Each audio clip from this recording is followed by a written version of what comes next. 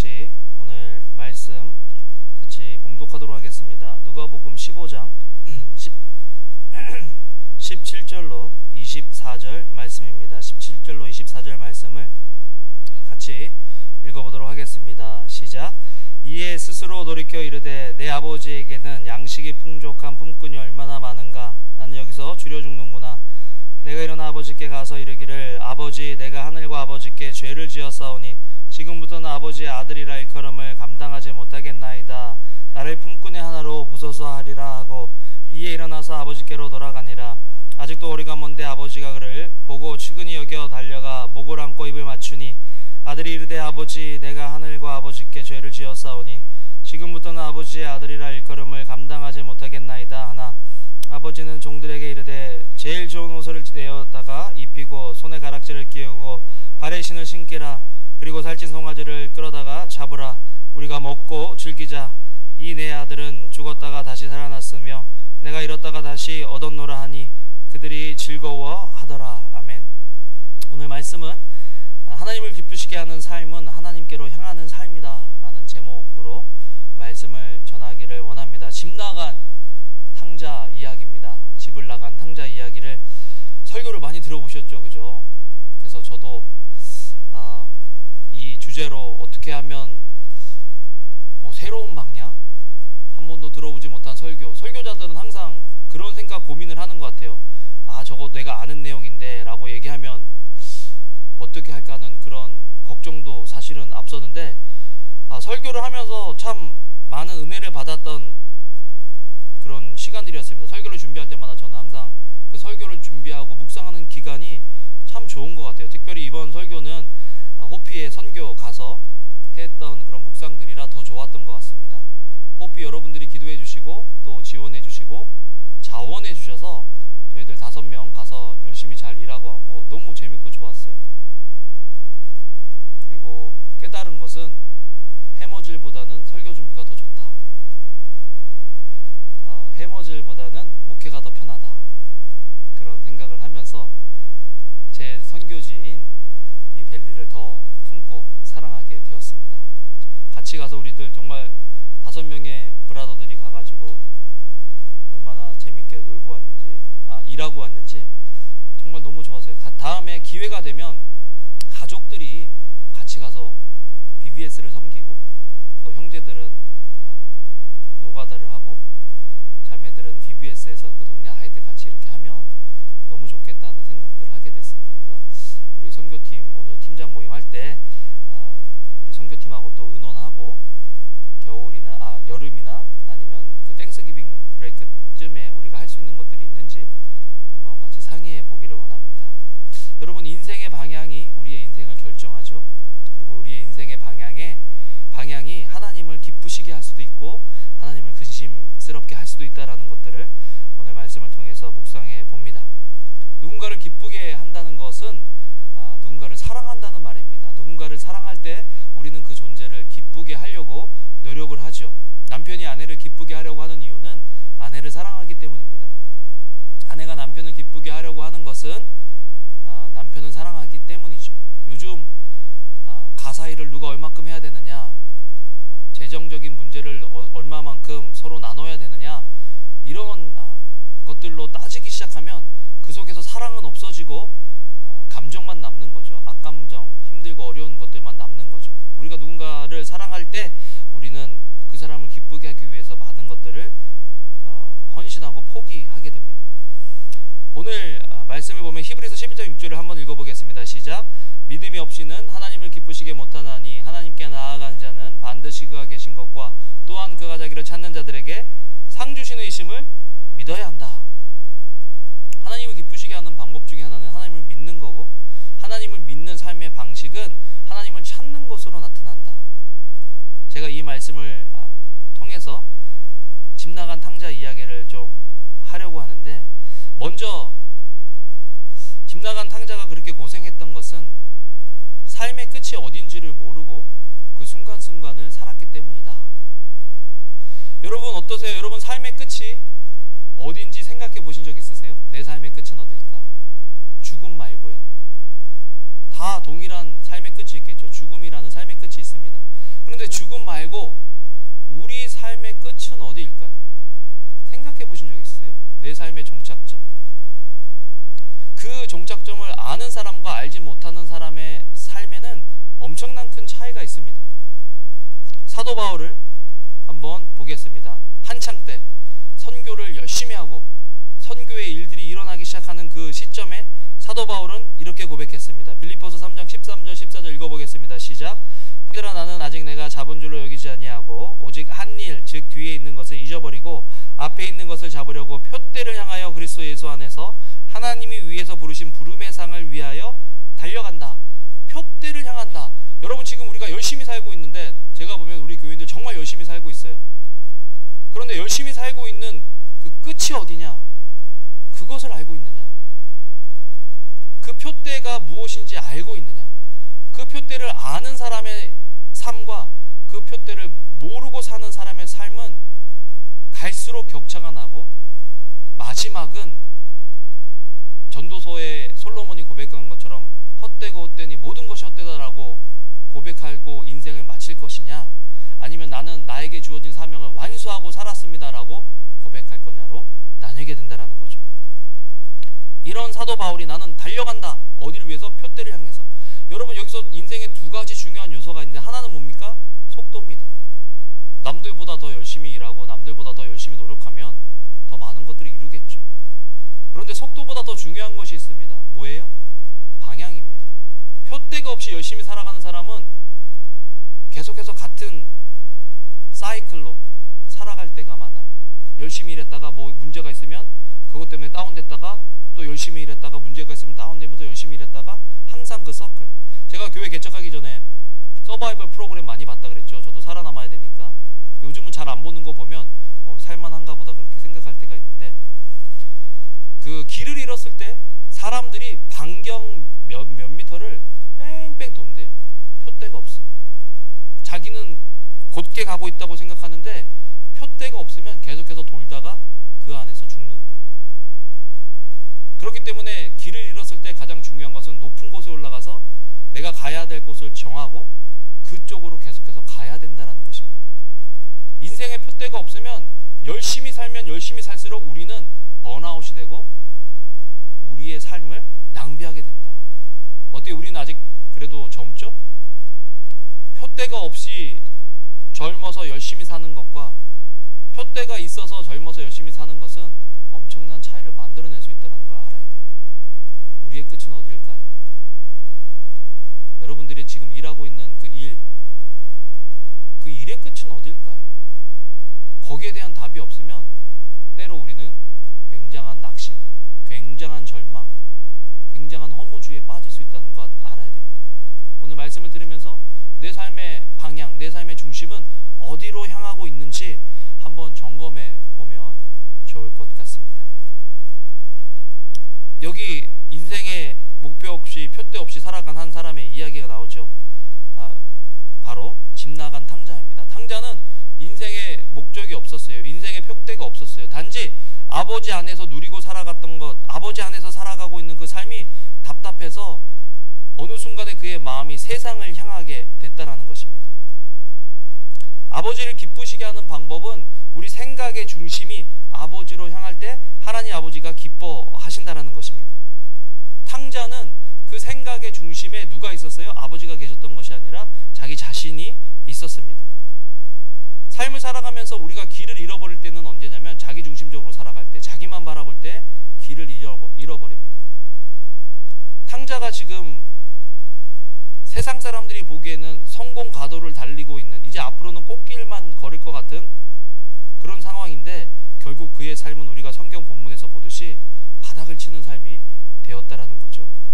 왜 그런 일들이 있었을까? 먼저 타인에게 향하는 자기중심적인 삶의 폐해에 대해서 말씀드리겠습니다. 자기중심적인 삶은 나와 내 주변에 있는 사람의 삶을 망가뜨려요. 제일 먼저 그런 실수를 범한 것이 누구냐? 아담과 하와입니다. 태초의 인간부터 우리는 우리 중심적일 때가 많았어요. 탕자의 이야기가 아담과 하와의 이야기만 자기중심적인 이야기일까요? 우리 인생의 이야기도 우리 중심적일 때가 굉장히 많다라는 것이죠.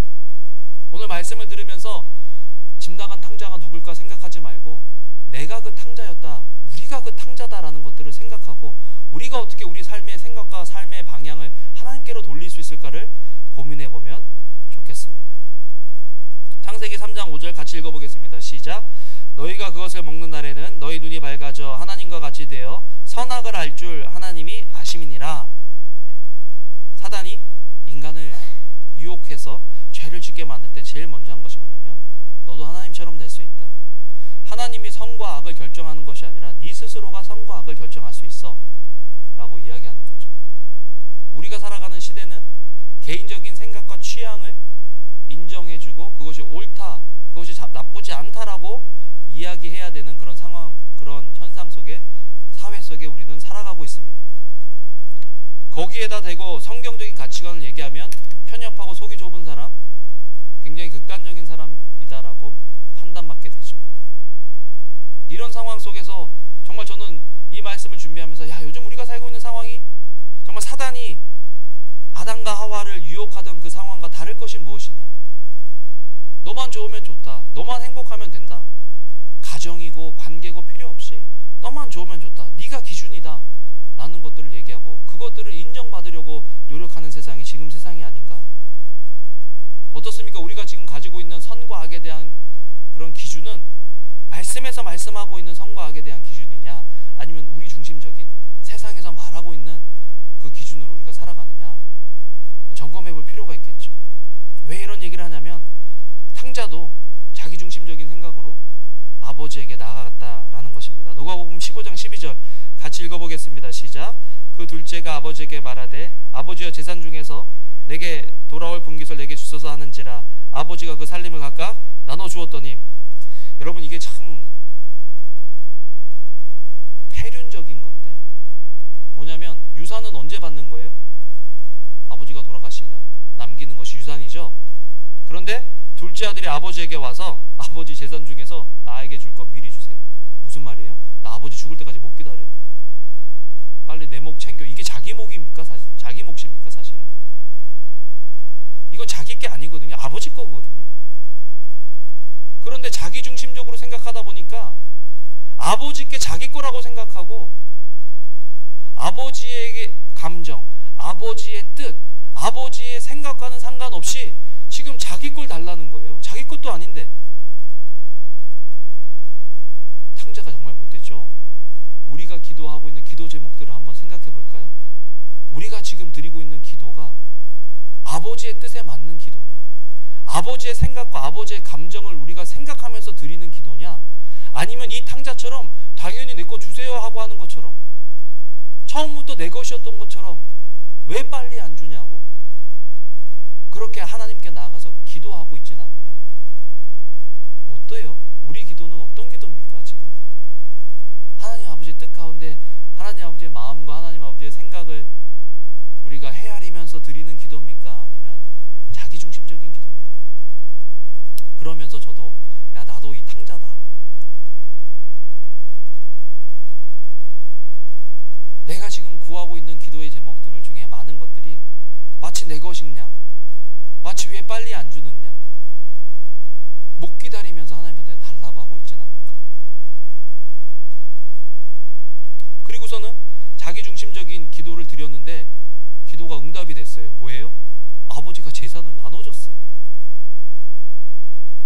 유대인의 전통을 해보면 첫째와 둘째, 셋째가 나눠 받는 유산의 몫이 다릅니다. 첫째가 훨씬 많이 받아요. 그렇지만 아버지가 워낙 부자여서 둘째 아들한테 들어올 수 있는 돈이 굉장히 많았어요. 그러면 이렇게 생각하겠죠. 왜 아버지가 아들이 그렇게 될 줄 알면서도 왜 돈을 나눠주신 거야? 유산을 나눠주신 거야? 왜 나눠주셨을까요? 성경에는 없어요. 하나의 실마리는 제가 대학교 다닐 때 제자 훈련을 하는 한 형제가 있었습니다. 그 형제 뺀질뺀질하고 맨날 부모님 속여갖고 돈 받아가지고 뭐 나이트클럽 가고 유흥비로 쓰고 막, 그래서 그 아버님도 저희 선교단체에 다니셨던 분이거든요. 그래서 제가 하루 너무 답답하고 열받아가지고 제가 참 그때 어리고 네 가지가 없었던 것 같아요. 그래가지고 가서 그랬어요. 아니 형제님, 돈 주시면 클럽 가고 돈 주면 술 사 먹고 돈 주면은 나쁜 짓 하고 그러는데 왜 자꾸 돈을 주냐고. 안 주셔야 되는 거 아니냐고 막 답답해서 그렇게 얘기했더니 그분이 참 인격자야. 저한테 저를 보면서 은광 형제, 아들뻘인데 제가 은광 형제 나 다 그거 알지만 안 주면 더 나쁜 짓 할까봐 주는 거다. 그 말씀 듣는데 그러면서 그 말씀 하셨어요. 아빠가 아버지가 되면 부모가 되면 은광 형제도 그 마음 알 거야 라고 얘기하시더라고요. 여러분 지금 여러분들이 드려서 응답되는 기도가 그게 다 하나님 뜻이라고 착각하지 마세요. 더 나빠질까봐 하나님 그냥 들어주시는 것일 수도 있어요. 그것이 응답됐다고 해서 좋아하지 마세요. 자기 중심적인 기도에서 그 기도가 응답되면요 결과는 뭔 줄 아세요? 하나님으로부터 멀어지는 거예요. 돈, 신분, 직장, 집, 지금 우리가 구하고 있는 것이 하나님께서 들어주셨다고 그것이 하나님 뜻이라고요? 자기 중심적인 기도를 드리면요 오히려 그것들을 통해서 하나님과 멀어지게 돼 있어요. 착각하지 마세요. 지금 둘째가 아버지한테 재산 받자마자 한 일이 뭐예요? 누가복음 15장 13절 같이 한번 읽어보겠습니다. 시작. 그 후 며칠이 안 되어 둘째 아들이 재물을 다 모아가지고 먼 나라에 가 거기서 허랑방탕하여 그 재산을 낭비하더라. 하나님께서 받은 은혜, 하나님께로부터 받은 은혜, 기도의 응답들이 정말 하나님 중심의 기도고 하나님 뜻에 맞는 기도라면 그것들이 응답되어졌을 때 우리는 하나님과 더 가까워져야 돼요. 하나님과 더 친밀해져야 돼요. 그런데 이 아들은 어떻게 했죠? 다 긁어모아갖고 해외로 떠납니다. 아버지로부터 멀어져요. 여기에 아버지의 뜻이 있습니까? 자기중심적인 생각, 자기중심적인 사고, 자기중심적인 결정들. 많은 경우에 우리가 바라는 기도의 응답들이 혹시 아버지로부터 멀어지게 하는 것들은 아닌지 우리의 기도 내용을 점검해 볼 필요가 있다. 성경은요 이런 삶을 낭비하는 삶이다 라고 이야기하고 있습니다. 그 후 며칠이 안 되어 둘째 아들이 재물을 다 모아가지고 먼 나라에 가 거기서 허랑방탕하여 그 재산을 낭비했다. NASB에 보면 클리얼리 읽어줄래요? 영어로? 여기 나오네 자막.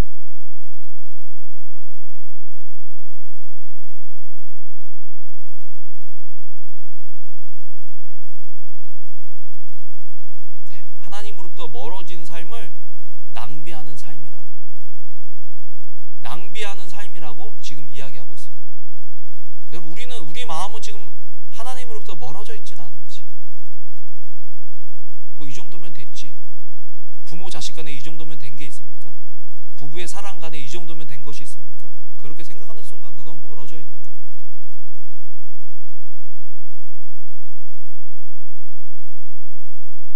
여러분 우리가 아무리 열심히 살아도 하나님 관점에서 볼 때는 낭비하는 삶이 될 수 있다. 세상에서는 이 사람이 성공하고 세상에서는 이 사람이 열심히 해서 인정받아도 하나님 보시기에는 그 인생은 낭비하는 인생일 수가 있다. 언제? 자기중심적인 삶을 살 때. 우리가 말씀 중심으로 살아가느냐? 우리를 부르신 하나님의 부르심을 따라 살아가느냐? 아니면 내가 원하는 것들을 따라 살아가느냐? 이번에 호피 가서 제가 느낀 것, 너무 바쁜 것도 죄다. 이상해요? 너무 바빠서 성경 못 읽고, 너무 바빠서 예배 못하고, 너무 바빠서 교제 못하면 그건 죄인 거예요, 여러분. 선교지를 갔다 올 때마다 이렇게 마음이 담대해지는지 모르겠네요. 그렇지 않아요? 남편이 바빠서 가정생활 제대로 못하면 열 받아요, 안 받아요? 받지. 그렇죠? 네. 아니 그거는 열 받아놓고 왜 하나님과의 관계성 속에서는 바쁘다는 핑계로 하나님을 제대로 교제하지 못하느냐? 죄잖아요. 그것들이 지속돼 보세요. 관계에 금이 가고 틈이 가는 거죠. 또한 자기중심적인 신앙은요, 자기 자신을 피폐하게 만들어요. 결국은 아버지 안에서 누릴 수 있었던 것들이 싫어서 자기가 선악을 판단하고 자기가 결정하고 자기가 계획을 세워서 자기 뜻대로 살아보고자 해서 아버지 재산 다 끌어모아갖고 나가서 살았는데 결국엔 그 삶이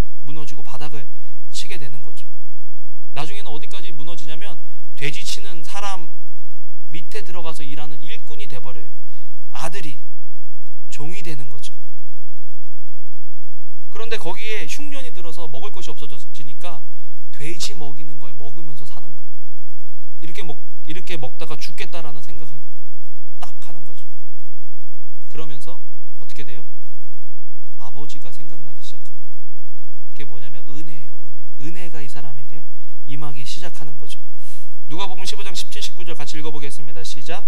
이에 스스로 돌이켜 이르되 내 아버지에게는 양식이 풍족한 품꾼이 얼마나 많은가. 나는 여기서 줄여 죽는구나. 내가 일어나 아버지께 가서 이르기를 아버지, 내가 하늘과 아버지께 죄를 지었사오니 지금부터는 아버지의 아들이라 일걸음을 감당하지 못하겠나이다. 나를 품꾼의 하나로 보소서 하리라 하고, 아들이었는데 종으로 살다 보니까 이제 아버지한테 아버지의 아들로서 회복시켜 주소서가 아니라 품꾼의 하나로 여기 있어서 자기 자존심, 자기 자아가 완전히 바닥을 치는 거예요. 아들이었던 사람이 품꾼으로 보소서. 말이 됩니까? 아직까지 자기 중심적인 사고에서 벗어나지 못한 거예요. 우리가 하나님께 바라는 은혜가 겨우 이 정도일 때 많지 않아요? 하나님은 더 큰 은혜, 더 온전한 회복을 바라시는데 나는 그냥 요 정도면 됐다 라고 하나님의 은혜를 제한해버리진 않는지. 둘째 아들이 지금 그렇게 하고 있는 거죠. 그렇지만 그 생각이 이 아들에게 들어왔다는 것 자체는 은혜 아닙니까? 여러분, 오늘 예배 가운데 이런 은혜가 우리의 있기를 주님의 이름으로 축원합니다. 여러분, 이게 딴 사람 얘기라고 생각하지 마세요. 우리 얘기예요. 내 얘기예요. 우리 마음이 하나님으로부터 얼마나 멀리 가 있습니까? 지금 낭비하는 인생, 낭비하는 시간, 낭비하는 열정, 낭비하는 기쁨이 얼마나 많습니까? 하나님으로부터 떨어져 있으니까. 이 정도면 됐지라는 생각하는 것 자체가 하나님으로부터 멀어진 거예요.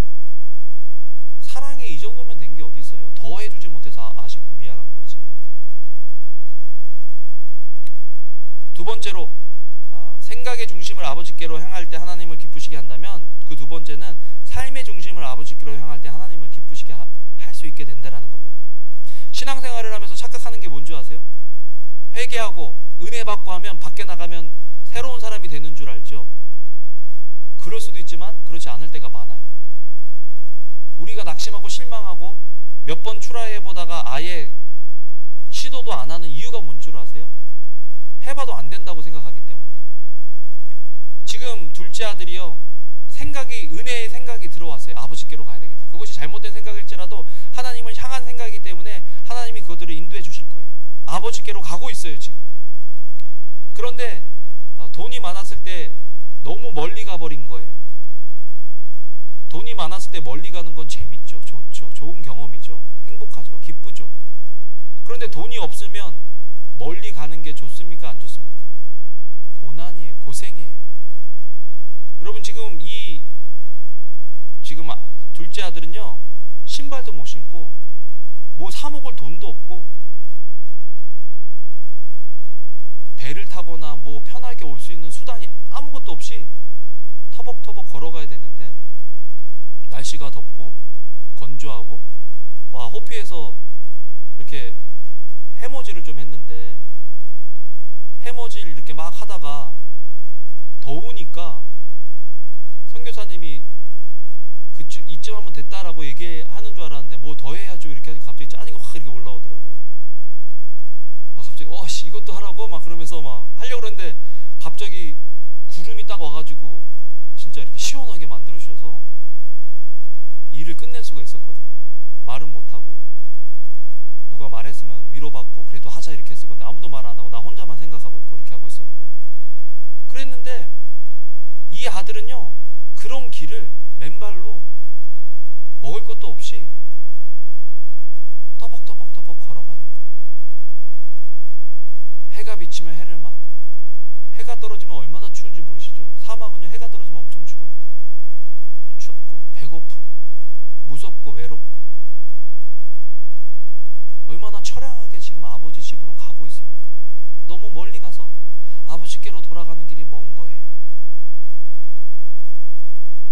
여러분, 혹시 우리도 잘못한 것 회개하고 돌아오려고 하는데 생각했던 것보다 그렇게 빨리 회복이 진행되어지지 않는다고 낙심하고 실망하신 분들이 있다면 힘을 내세요. 그 돌아가는 길 자체가 은혜의 길입니다. 그러면 왜 아버지는 당장 와서 이 아들을 도와주지 않느냐? 아버지가요, 제가 보니까 이 아들이 어떻게 살았는지 다 소문을 듣고 정보를 가지고 있었어요. 누가복음 15장에 보면 첫째 아들이 둘째 아들 돌아온 거 보고 열받아서 아버지한테 이렇게 얘기합니다. 아버지의 살림을 창녀들과 함께 삼켜버린 이 아들이 돌아오매 이를 위하여 살찐 송아지를 잡으셨나이다. 창녀하고 허랑방탕하게 썼다는 거 다 안 거예요. 근데 왜 아버지가 아들이 돌아온다는 소식 듣고 사람을 보내든 돈을 보내든 왜 편하게 못 오게 합니까? 그거는 우리가 거쳐야 될 여정이 있는 거예요. 멀리 간 만큼 멀리 돌아오는 여정이 있어요. 그 여정도 은혜예요. 이 과정을 마치지 못하면 조금 회복되어지면 다시 옛 모습으로 돌아갈 그런 찬스가 우리에겐 너무 많습니다.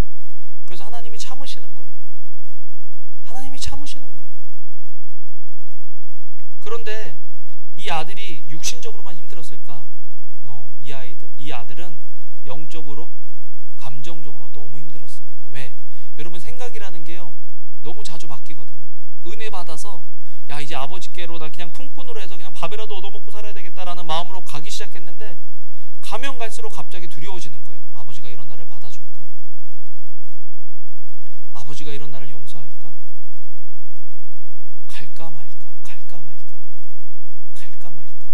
길이 짧으면은 그냥 가기라도 하는데 길이 길어지면 길어질수록 아마 이 아들은요, 이 말을 외웠을 거예요. 내가 일어나 아버지께 가서 이르기를 아버지, 내가 하늘과 아버지께 죄를 범하였사오니 지금부터는 아버지의 아들이라고 하지 말고 품꾼의 하나로 여기십시오. 품꾼의 하나. 아마 이 말을 계속 외우면서 암송하면서 아버지 만나자마자 바로 그냥 엎드려가지고 아버지 눈 못 마주치고 아마 그런 걸 수백 번 상상하고 수천 번 상상하고 아버지 그냥 품꾼처럼 저 그냥 사용해 주세요. 밥만 먹여주세요. 생각하고 계속 걸어갔을 거예요. 그런데 아버지가 그 아들을 저기, 아들은 안 보이는데 아버지는 보여. 아들은 안 보이는데 아버지는 보여요. 아버지는 누가복음 15장 20절 한번 읽어볼까요? 시작. 이에 일어나 아버지께로 돌아가니라. 아직도 거리가 먼데 아버지가 그를 보고 측은히 여겨 달려가 목을 안고 입을 맞추니. 아들은 지금 아버지 만나면 아들이 아니라 품꾼의 하나로 여겨주십시오. 제가 죄인입니다 라고 고백하려고 그랬는데 그 고백할 시간도 안 주고 달려가서 껴안고 목을 맞추고 입을 맞추고, 야, 잘 왔다, 야, 잘 왔다. 얼마나 기쁘셨으면. 아버지가 언제부터 이렇게 밖을 보고 계셨을까요? 아버지는 아마도 아들이 나가는 그 순간부터 아들을 바라보고 있었을 거예요. 이번 그 누가복음 15장 요 탕자 이야기로 한 3번에서 4번 정도 시리즈로 설교를 하려고 합니다. 한 번은 집 나간 아들 이야기, 두 번째는 다음 주에는 집 안 나간 탕자. 집 안 나갔는데 얘랑 똑같이 생각하는 애가 또 있어요. 그 사람 이야기 좀 하고, 또 마지막에는 하나님에 대해서. 사실 이게 탕자 이야기인 것 같지만 이건 하나님 아버지에 대한 이야기입니다. 탕자가 주인공인 것 같지만 하나님 아버지가 주인공이에요. 우리는 지금 우리의 생각과 삶이 아버지를 향해 가고 있느냐? 아버지를 향해 가고 있다면 이 예배 시간을 통해서 달려나와서 우리를 안아주시고 입 맞춰주시는 그 하나님의 사랑을 경험할 수 있어야 돼요. 그게 아니면 아직 안 돌아왔든지 아니면 집 안에 있는 탕자든지 둘 중에 하나겠죠. 어디에 있느냐? 여러분 지금 어디 계십니까? 어디쯤 계십니까? 아버지는요, 계속 먼데 보다가 점 하나 오면 맨날 달려갔을 거예요. 제가 아들인가? 또 점 하나가 오는데 또 아들인 것 같아서 달려가서 아들인 거 확인하고 목 껴안아 주시고 입 맞춰 주신 하나님, 그 하나님의 사랑. 아버지가 아들을 만나자마자 변명을 들었을까요? 사과를 들었을까요? 지금 그렇게 할 수 있는 시간도 없이 아버지는 아들을 집으로 데려가서 종에게 말해서 제일 좋은 옷 갖고 와. 여러분, 제일 좋은 옷은 누가 입습니까? 종이 입습니까? 주인이 입습니까? 주인이 입습니다. 왜 제일 좋은 옷을 가져오라고 그러느냐? 다른 사람들이 자기 아들을 멸시하지 못하도록, 거기에 일하는 품꾼이나 종들이 자기 아들을 무시하지 못하도록 제일 좋은 옷을 입히는 거예요. 그것만 하셨습니까? 손에 가락지를 끼웁니다. 손에 가락지를 끼운다는 게 무슨 말이에요? 아이고, 결혼 반지가 제가 살이 쪄가지고 이걸 못하고 있는데 반지를 한다는 말이 무슨 말이에요? 내가 임자가 있다, 나는 메인 몸이다, 뭐 그런 말이잖아요. 근데 지금 가락지를 끼워주는 이유가 뭐예요? 얘가 내 아들이라는 것들을 사람들에게 알려주는 것. 여러분, 참 저는 이 말씀을 보면서 감사한 게 뭔지 아세요? 가락지는 아들됨의 표시였는데 그게 싫어서 나간 아들이었잖아요. 어느 순간인지 몰라도 이 가락지를 빼고 아버지와 상관없이 아버지의 아들이 아니라 자기 중심적으로 살아간 그 아들인데, 그 아들이 돌아오자마자 변명하고 회개할 충분한 시간을 준 것이 아니라 그냥 잡고 끌고 들어가서 제일 좋은 옷 입히고 가락지 끼워줘서 네가 내 아들이라고, 품꾼으로 나를 여겨주십시오라고 얘기하려고 그랬는데 너는 내 아들이라고 회복시켜주신 하나님의 사랑. 그것뿐입니까? 신을 신겼다. 집안에서 신을 신을 수 있는 사람은 이 당시의 풍속으로 의하면 주인입니다. 종은 신발을 못 신어요. 이 아들은 지금 맨발로 걸어왔어요. 누구 밑에 종으로, 돼지 치는 사람 밑에서 종으로 살았습니다. 여러분, 이스라엘에서, 중동에서 제일 천한 직업 중에 하나가 목자입니다. 근데 그 목자에 붙어서 살고 있는 이 사람은 어떤 사람입니까? 아들이었다가 제일 비천한 모습으로 떨어졌는데 아버지가 그냥 한순간에 다 회복시켜주는 거예요. 저는 예배 올 때마다 이런 마음으로 왔으면 좋겠어요. 예배 올 때는 차에서 내가 정말 예배 드리고 예배당에 들어와서 앉아있을 만한 그런 사람이 아닌데 어떻게 하지? 하나님, 내가 잘못했다는 거 어떻게 얘기하지? 그래서 예배 시간에 왔는데 찬양을 통해서, 말씀을 통해서 막 그냥 너는 내 아들이다, 너는 내 딸이다, 너는 보배롭고 존귀해, 회복시켜주시는 그 하나님의 은혜, 그게 있어야 이 예배가 사는 거예요. 여러분, 그러면서 저는 그런 생각을 해봤습니다. 예배에 우리가 입어야 할 옷은 그리스도의 옷이다. 갈라디아서 3장 27절 같이 한번 읽어볼까요? 시작. 누구든지 그리스도와 합하기 위하여 침례를 받은 자는 그리스도로 옷 입는다. 여러분, 우리는 그리스도로 옷 입었습니까? 아멘. 그리스도로 옷 입은 사람은 더 이상 탕자가 아닌 거예요. 집 나간 사람이 아닌 거예요. 우리는 지금 집 안에서 아들로서 살아갈 수 있는 그 특권이 우리 속에 부여됐다라는 거죠. 옆에 분 보시면서 야, 옷 참 좋다 이렇게 얘기하겠습니다. 그리스도의 옷, 그리스도의 옷 참 좋습니다. 여러분, 보기 좋습니다. 우린 그리스도로 옷 입었죠. 말씀을 맺겠습니다. 우리가 하나님께로 향할 때 하나님은 기뻐하신다. 아버지 마음을 뛰게 하는 것은 아들인 것 같아요. 아들이 조금 까불고 반항하고 말 안 들어도 뭐 좀 어떻습니까? 그 안에만 있다면, 아버지의 그 사랑 안에 있다면 괜찮은 거예요. 어저께 축구 대회에 갔잖아요. 10번 선수 기억나? 그 그린 엔젤스 10번 선수 덩치 크고 막 감독님한테 대들고, 막 감독님이, 다른 사람은요, 감독님이 뭐 얘기하면, 저희가 축구 처음 했던 애들이 고등학교 애들인데, 고등학교 애들이요, 감독님이 무슨 얘기하면요 다들 조용해요. 뭐 알겠습니다, 뭐 예, 뭐 그러고, 뭐 싫어도 표 안 내고 막 그러는데, 아니 유독 10번 걔는 덩치도 크고 감독님이 얘기할 때마다 대꾸하고, 그래서 뭐 저런 놈이 다 있나 저거, 아직까지 훈련이 더 필요하구나 이렇게 생각했거든요. 근데 나중에 짐 챙겨서 집에 가는데요, 얘가 막 또 감독님하고 그러는 거여서 야, 이거 어떻게 하나 그랬는데 갑자기 그러는 거야. 야, 마 아빠가 어쩌고저쩌고 그러는 거예요. 감독님 아들이었던 거야. 그거 보면서 때로는요, 우리가 속상하게 하고 뭐 해도요, 여러분 제발 집 나가지 마세요. 교회 나가지 마세요. 교회가 문제가 있고 아버지 말씀이 듣기 싫어도요, 교회 밖에 나가지 마세요. 교회 안에서 그냥 아버지 뭐 저 불평하고 말 안 들어도요, 교회 안에 있어야 돼요.